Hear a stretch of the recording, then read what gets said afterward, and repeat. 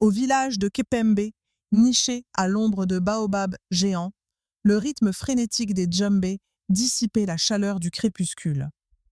La fête célébrant l'abondante récolte d'igname battait son plein. Au centre de la cour principale du clan, le chef Adebayo, surnommé le lion de Kepembe, était assis majestueusement sur son trône d'ébène finement sculpté.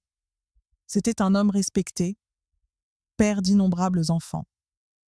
Ses trois épouses, Mama Adana, Mama Ezi et Mama Sadeh, étaient assises en silence à ses côtés, leur présence étant à la fois une source de fierté et un témoignage de son pouvoir. Chacun au village savait qu'Adebayo n'était pas seulement un homme, il était un symbole, le pilier de Kpembe tout entier. Alors que les tambours se calmaient, il leva une calebasse remplie de vin de palme, s'apprêtant à bénir sa descendance. « Que ma lignée perdure, que mes fils deviennent de grands hommes et que mes filles fassent honneur à notre clan. » Sa voix se brisa soudainement. Un silence inhabituel s'abattit sur l'ambiance festive. Le vieux chef porta une main à sa poitrine, ses yeux s'écarquillèrent de stupeur. La calebasse tomba au sol, se brisant en 1000 morceaux, le vin de palme se répandant comme un présage funeste. « Père !» hurla Femi, le fils aîné, en se précipitant vers lui. Mais il était trop tard. Le chef Adebayo s'effondra, son dernier souffle s'éteignant à mi-parole. La panique éclata comme un feu de brousse. Les femmes se mirent à pousser des cris perçants, les tambours se turent. On appela en hâte Baba Olu, le guérisseur du village, mais il ne put que secouer la tête avec désespoir. La mort avait frappé en plein jour de fête. Immédiatement, des regards suspicieux commencèrent à s'échanger lourds d'accusations silencieuses. Les trois coépouses se regardèrent avec une haine glaciale. Mama Adana, la première épouse, serra le bord du pagne lapa, enroulé autour de sa taille. Mama Ezi, la deuxième, murmura des prières. Mais Mama Sad, la plus jeune, affichait un calme troublant. Ses lèvres s'étirèrent presque en un sourire énigmatique. Un murmure se propagea dans la foule. Ce n'est pas une mort naturelle. Les esprits ne prennent pas un homme au milieu d'une bénédiction. Au milieu des lamentations et des chants funèbres, une terrible vérité émergea. La mort du chef Adebayo n'était pas un hasard. Ce n'était que le début. Le soleil avait complètement disparu derrière les collines, emportant avec lui la dernière chaleur et la dernière lumière du jour. Cette nuit-là, Kofi, le deuxième fils du chef défunt, n'était pas rentré chez lui. Il avait quitté la maison avant la tombée de la nuit, un panier en rotin à la main, disant à sa mère, Mama Adana. « Je vais chercher quelques tubercules de manioc, mère Adana. Demain, nous ne manquerons de rien. » Elle avait regardé la silhouette de son fils s'éloigner, le cœur rempli de fierté. Kofi, à 17 ans, était un garçon vif, agile, toujours prêt à aider. Il était tout le contraire de son frère aîné Femi, toujours sérieux et distant. Kofi portait en lui l'énergie d'un jeune lion. Mais les heures passèrent, les tubercules de manioc ne revinrent pas, et son fils non plus. Mama Adana, la première épouse, essaya d'abord de rester patiente. Elle s'assit devant sa hutte et attendit. Lorsque la lune monta haut, dans le ciel suspendu, au-dessus de l'Iroko sacré, son anxiété devint insupportable. Elle se leva d'un bond, son lapin en désordre, et se mit à hurler le nom de son fils. « Kofi, Kofi, rentre à la maison !» Les voisins sortirent de leur hutte curieux. Femi, le fils aîné, accourut également. « Que se passe-t-il, mère ? Ton frère, il n'est toujours pas rentré. » Le jeune homme pâlit. D'un geste décidé, il appela d'autres hommes du village. Bientôt, un groupe d'une dizaine d'hommes, armés de torches, s'engagea sur les sentiers sombres. Ils entendaient les branches craquer sous leurs pieds et de temps en temps le ululement plaintif d'une chouette. « Ne vous approchez pas trop de l'Iroko interdit », avertit Baba Olu, le guérisseur qui marchait en tête. « Pourquoi donc ?» demanda un jeune homme. « Les esprits le gardent. Aucun enfant n'est autorisé à y mettre les pieds après la tombée de la nuit. » Mais malgré leurs recherches, ils ne trouvèrent rien, aucune trace de Kofi. Ce n'est que le lendemain matin qu'un enfant du voisinage fit une découverte macabre. Le panier de Kofi avait été abandonné près des racines du grand Iroko. Il restait quelques feuilles de manioc dans le panier, mais c'était le sol tout autour qui glaça d'effroi les anciens. L'herbe y était noircie comme si elle avait été brûlée. « Ce n'est pas naturel », murmura Baba Olu, traçant un signe de protection sur sa poitrine.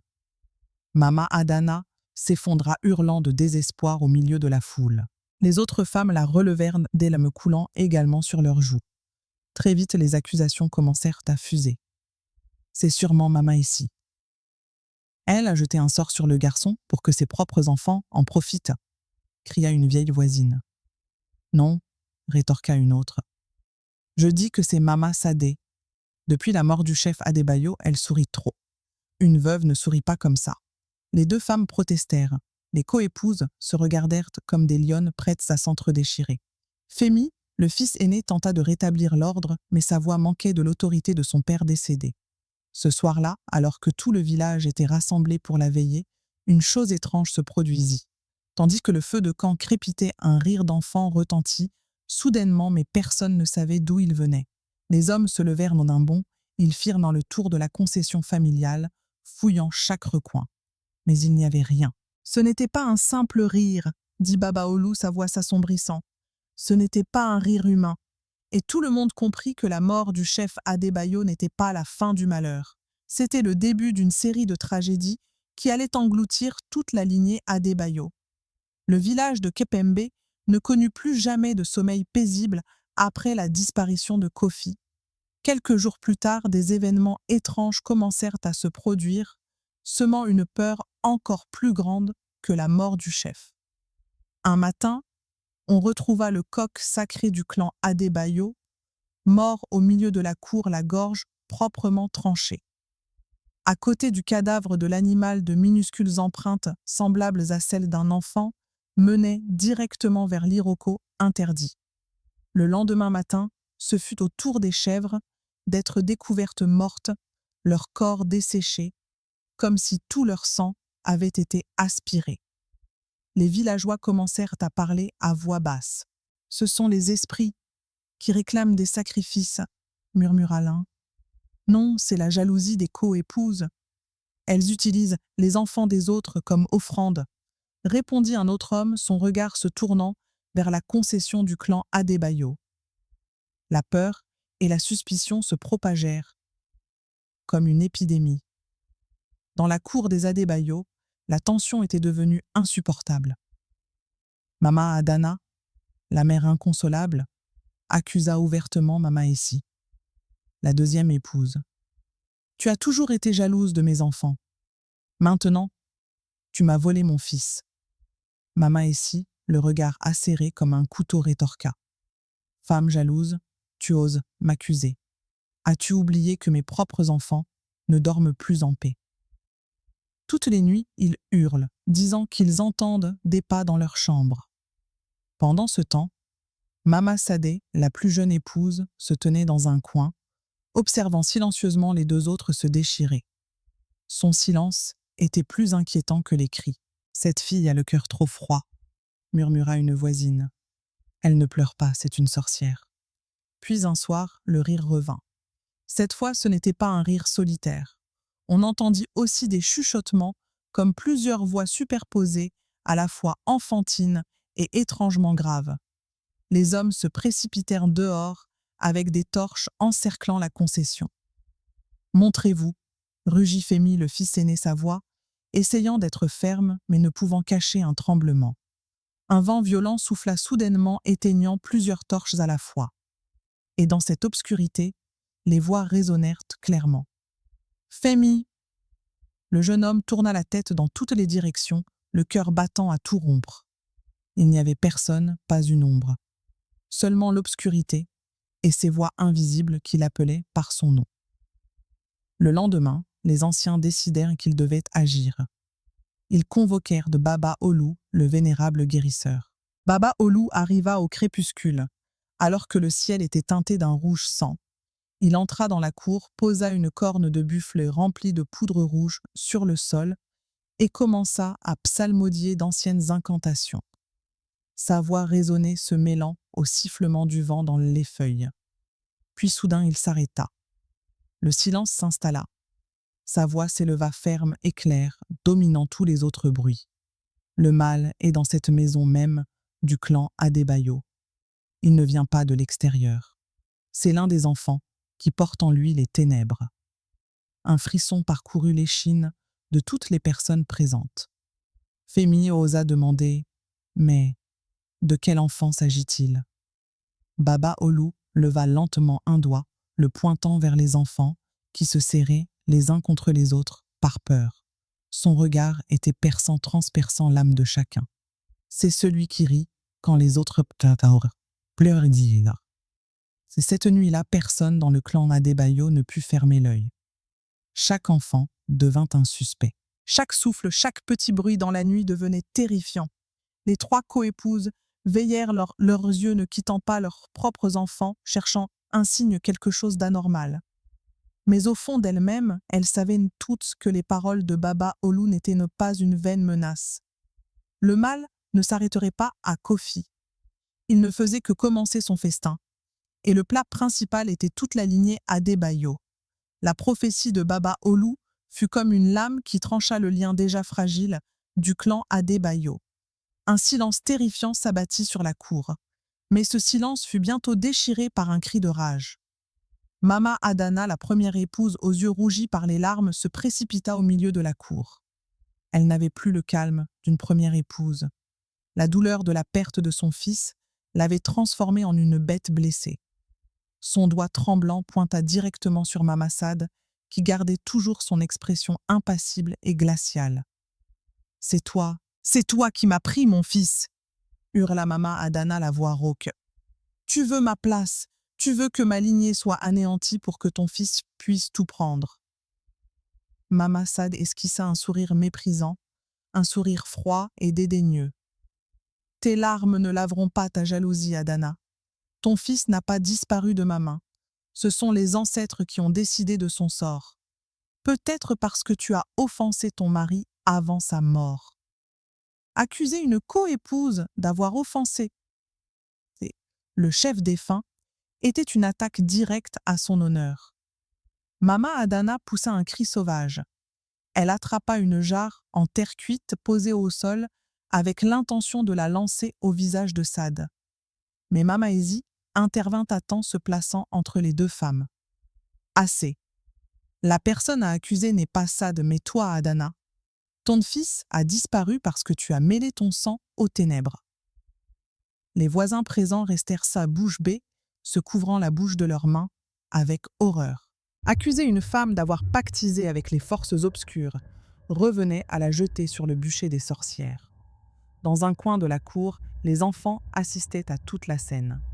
Femi, le fils aîné, se tenait là déchiré entre sa responsabilité de chef de famille et sa propre peur.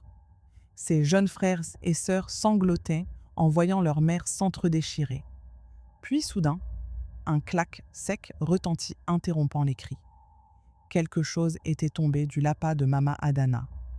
C'était un petit sac en cuir fermement noué par une ficelle rouge. « Ah, un gris-gris joujou !» s'exclama une femme dans la foule. « C'est un sac de sorcière !» ajouta une autre. Le visage de Mama Adana devint livide. « Ce n'est pas à moi, quelqu'un l'a mis dans mes affaires !» cria-t-elle, la voix étranglée par la peur. Mais il était trop tard. Mama Ezi frappa dans ses mains, se réjouissant de voir ses soupçons confirmés. La preuve est là. C'est elle qui a vendu son fils aux esprits. La scène ressemblait à un procès barbare.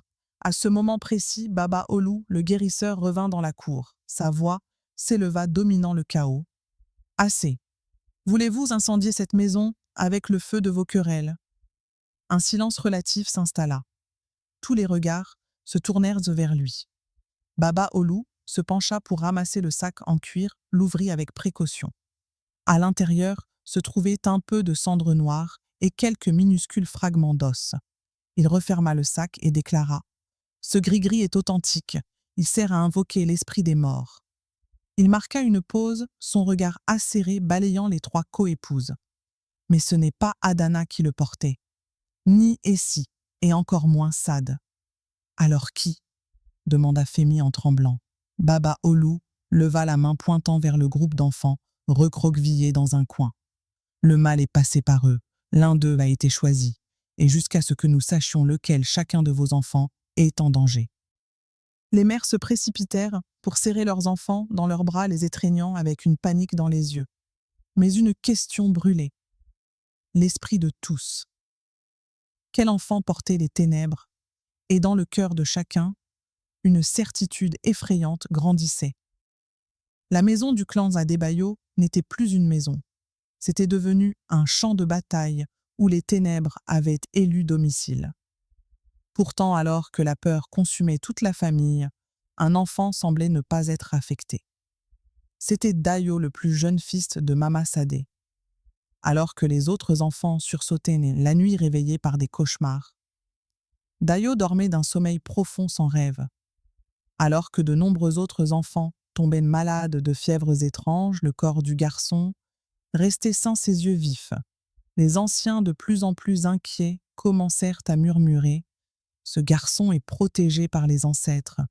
Ou peut-être est-il celui que les ténèbres ont choisi. » Mama Sadé, face à cette nouvelle attention, se montra extrêmement triomphante. Elle releva la tête avec fierté, défiant les regards suspicieux des deux autres coépouses. « Vous voyez, mon fils est béni. Tandis que vos enfants dépérissent, le mien prospère. Les ancêtres ont fait leur choix. » Ces mots furent nets comme des flèches empoisonnées plantées droit dans le cœur de Mama Adana et Mama Ezi. Dayo devint le centre d'une curiosité étrange, d'un culte teinté de peur. Dayo, le fils cadet de Mama Sadé, était devenu le centre de l'univers chaotique du clan Adebayo. Quand le garçon marchait dans la cour, les enfants plus âgés le suivaient instinctivement comme s'il était un jeune chef. Quand il parlait, sa voix enfantine semblait avoir un poids étrange obligeant les autres à écouter. Même Femi, le frère aîné, sentait son autorité s'effriter. Les regards respectueux qui lui étaient autrefois destinés se tournaient maintenant vers Dayo comme si le pouvoir du chef Adebayo avait été transmis à cet enfant plutôt qu'à l'héritier légitime. Cela ne faisait pas qu'irriter Femi, mais semait également en lui une profonde inquiétude. Il sentait que quelque chose n'allait pas du tout. Un soir, les anciens convoquèrent toute la famille. Baba Olu, le guérisseur, prit la parole d'une voix lente et lourde. « J'ai consulté les esprits. Ils disent que Dayo portera la renommée du clan Adebayo plus loin que quiconque. » Ces cinq mots furent interprétés de deux manières complètement opposées. Pour Mama Sad, c'était la confirmation de la grandeur de son fils. Mais pour Femi et Mama Adana, c'était un avertissement à peine voilé. Cependant, le reste du village, épuisé par la peur, choisit de croire au bon présage. Dayo fut élevé comme un enfant spécial, un enfant intouchable, porteur de l'avenir du clan. Une nuit, Femi surprit Dayo, assis seul sous l'iroko interdit. « Dayo, que fais-tu ici? Tu sais qu'il ne faut pas s'approcher de cet arbre » demanda Femi, essayant de garder une voix calme. L'enfant leva les yeux vers lui, ses yeux sombres, ne montrant aucune peur. « Je parle avec mes frères. »« Quels frères? Ils sont là, » dit Dayo d'une voix neutre. « Ils me sourient. » Le sang de Femi se glaça. Il n'osa pas poser d'autres questions. Quand il raconta cette histoire à Baba Olu le lendemain, le guérisseur secoua lentement la tête. « Les esprits ont choisi leur hôte, » dit-il simplement, avant de tourner le dos, laissant Femi seul avec sa terreur grandissante. Le temps passa, et Dayo devint de plus en plus le centre de toutes les attentions et de toutes les inquiétudes. On trouvait souvent des squelettes d'animaux soigneusement alignés devant la hutte de sa mère. Pour certains, il était l'enfant sauveur. Pour d'autres, il était complètement perdu, possédé par une force maléfique. Au bout du village, dans une petite hutte, vivait une femme nommée Mamaya, la sage-femme qui avait mis au monde la plupart des enfants du clan Adebayo. Elle était maintenant vieille et faible alitée depuis plusieurs jours à cause d'une étrange fièvre. Une nuit, elle fit appeler Femi. « Viens, mon fils approche, » murmura-t-elle. « Mon temps est compté. Je dois te dire la vérité. » Femi, à la fois respectueux et méfiant, s'assit à côté de sa natte. « Dayo, dit-elle, sa voix à peine audible. Cet enfant, il n'est pas de votre sang. » Femi était abasourdi. « Que dites-vous, Mamaya ? C'est le fils de mon père, le fils de Mama Sadé. » La vieille femme secoua la tête, les rides de son visage se contractant. « Non, cette nuit-là, il y a des années, j'ai commis une terrible erreur. » Sa voix se brisa sous l'émotion, mais elle continua. « Le véritable fils de Mama Sadé est né sans vie. Un petit corps froid que les ancêtres n'avaient pas choisi de garder. J'ai eu très peur, poursuivit-elle, les larmes commençant à couler. Peur d'être accusée d'avoir tué le bébé, peur que ma lignée soit maudite. Alors, j'ai échangé l'enfant. » Échangé. Avec qui ? Demanda Femi, la voix tremblante. Les larmes inondaient le visage, ridé de Mamaya. Une autre femme a accouché cette nuit-là dans une hutte isolée à la lisière du village. Elle n'avait pas de mari, elle était rejetée par tous. Son enfant est né avec des yeux étranges et une tache de naissance en forme de spirale sur la poitrine. J'ai pris l'enfant vivant et je l'ai donné à Mama Sadé. Le monde de Femi s'écroula. Vous voulez dire que Dayo n'est pas un Adébayo. Il ne porte pas le sang de ton père. Il est autre chose, murmura Mamaya. Je voulais seulement sauver mon honneur, éviter la honte. Mais mon acte a ouvert une porte aux ténèbres. Cet enfant n'est pas maudit. Il a été choisi, non pas par les ancêtres, mais par quelque chose de bien plus ancien. Elle saisit la main de Femi avec une force surprenante pour son âge. Méfie-toi de lui, Femi, méfie-toi de son sourire, car ce sourire cache la faim d'une âme qui veut dévorer toute ta lignée. Puis, dans un dernier souffle, elle dit « Pardonne-moi ». Ses doigts se desserrèrent, son corps devint flasque. Mamaya avait rendu son dernier souffle. Femi resta assis incapable de bouger. Il sortit de la hutte avec une vérité terrifiante qui lui brûlait l'esprit. Dayo n'était pas un sauveur. Il était l'instrument d'une force ancienne introduite dans leur lignée par la main coupable d'une sage-femme. L'aveu de Mamaya se répandit comme un feu de brousse. Les aveux de Mamaya transformèrent la suspicion en une certitude terrifiante. Le nom de Dayo n'était plus prononcé sans un frisson. Certains le considéraient comme un imposteur, d'autres croyaient qu'il était l'incarnation d'un pouvoir ancien auquel on ne pouvait résister. Mais tous étaient d'accord sur une chose, il fallait l'affronter avec les rituels les plus anciens.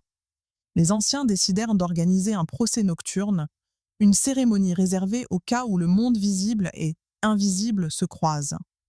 La nuit choisie fut celle de la pleine lune, lorsque la frontière entre les deux mondes est la plus mince. Dans la grande cour du clan, Adébayo Baba Olu traça des cercles avec de la cendre blanche et de la poudre rouge. 3 grandes jarres remplies de sang de chèvre d'eau, de la rivière sacrée et de vin de palme furent placées au centre.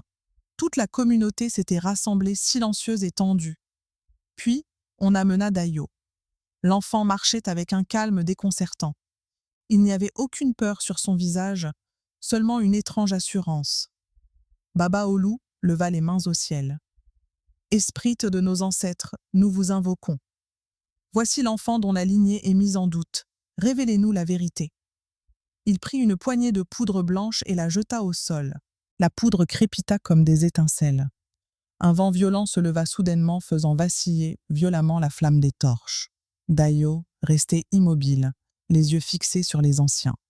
Puis lentement, ses lèvres s'étirèrent en un sourire. Un rire sinistre s'échappa de sa gorge, ce n'était plus le rire d'un enfant. Les anciens intensifièrent les incantations frappant le sol de leurs bâtons sacrés.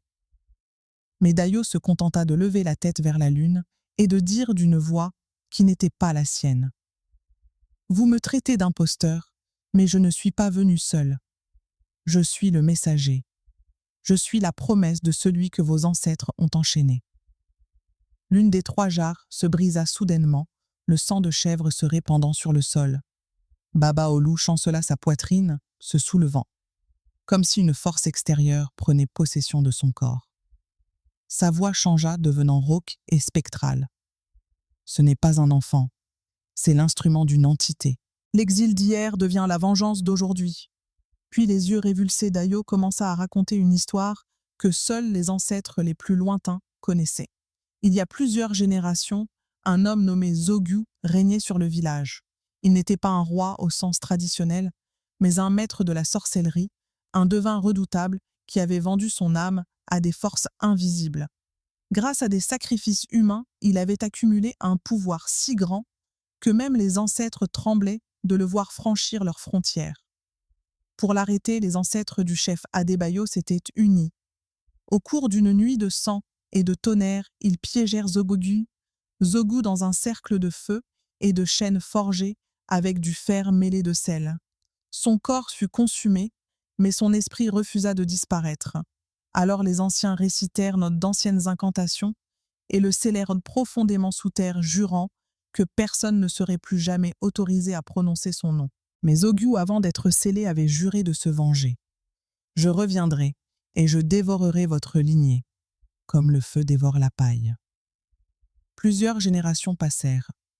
Le serment fut oublié, jusqu'à cette nuit fatidique où la sage-femme Mama-Yaa, par peur et par honte, introduisit dans la lignée Adebayo l'enfant né avec des yeux trop noirs et une tache de naissance en forme de spirale sur la poitrine, le réceptacle que Zogu attendait depuis si longtemps. Et Dayo, d'une voix polyphonique et grave, conclut : « Ce que vos ancêtres ont enchaîné vit maintenant en moi.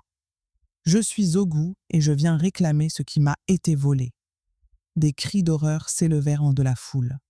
Soudain, Dayo fit un pas en avant. Sa voix retentit à nouveau claire et impitoyable. La lignée Adebayo n'est plus protégée. Leur héritage est pourri. Leur sang m'appartient. Ses yeux brillèrent comme deux flammes. Le vent souffla fort et la foule paniquée se dispersa en hurlant. Quand le vent se calma, il ne restait plus que les cendres du cercle, les jarres brisées et Dayo debout calme. Babaolu s'effondra épuisé.